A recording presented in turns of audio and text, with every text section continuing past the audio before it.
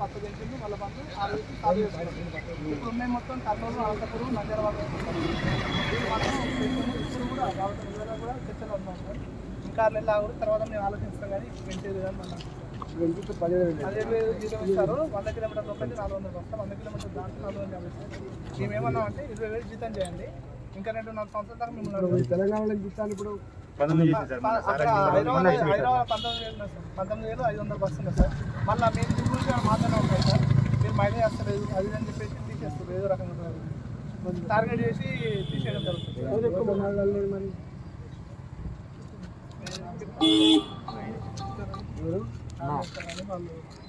పెద్దమ్మ ఊరి కాడ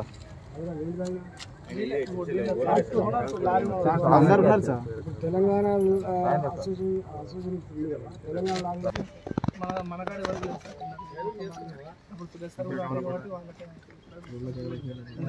మన మంత్రి రమేష్ అని ఒకటే మనకు అన్నా సార్. ఆయన -5 రూపీస్ అయినా వీళ్ళకంటే కిలోమీటర్కి 5 రూపాయలు తక్కువ, 7 రూపాయలు మినిమం తక్కువ ఉంటుంది సార్ ఆయనకి. ఆయన జీతం పెంచిండు. ఆ మంత్రి రమేష్ సార్ కంటే వీళ్ళ జీతం ఎక్కువ, వీళ్ళకి వచ్చే కిరాయి ఎక్కువ. అయినా కానీ వీళ్ళు మన జీతం పెంచమంటారు సార్. ట్రాన్స్పోర్ట్ అంతా మారన్నా కంపెనీ అంతా మారన్నా కంపెనీ ట్రాన్స్పోర్ట్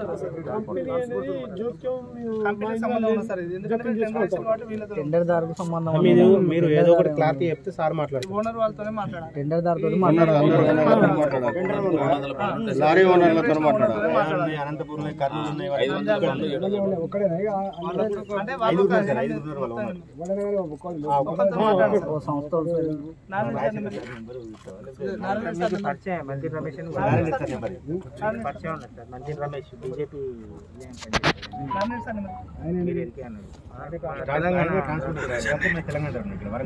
మాట్లాడితే ప్రాబ్లం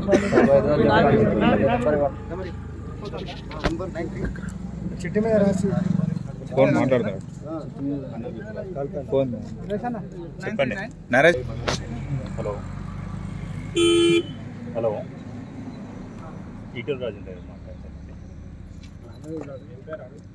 హలో నారాయణ రెడ్డి గారు అండి. ఈటెల రాజేంద్ర గారు మాట్లాడుతున్నారండి.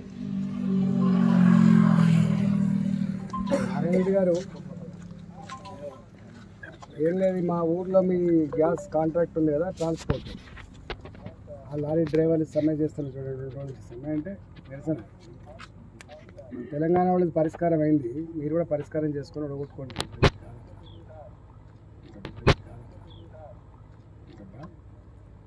ఇప్పుడు మీరున్నారు, తర్వాత తెలంగాణ వాళ్ళు కూడా ఉన్నట్లేదు. తెలంగాణ వాళ్ళతో ఇష్యూ క్లోజ్ అయిపోయింది. మళ్ళీ మీరున్నారు, మీరు కూడా క్లోజ్ చేసుకోండి.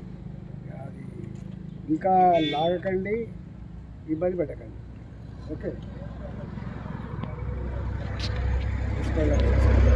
కానీ డ్రైవర్తో వీళ్ళు ఏంటండి, మీకు మంచిగా ట్రాన్స్పోర్ట్ మంచిగా ఉంది, మీకు రేట్లు వీళ్ళకన్నా రేటు మంచిగా ఉండేది, మీరు ఎందుకు సదా ఇస్తారు అట్లా? తెలియదు నాకు, నేను ఒకటే 2 నిమిషాలు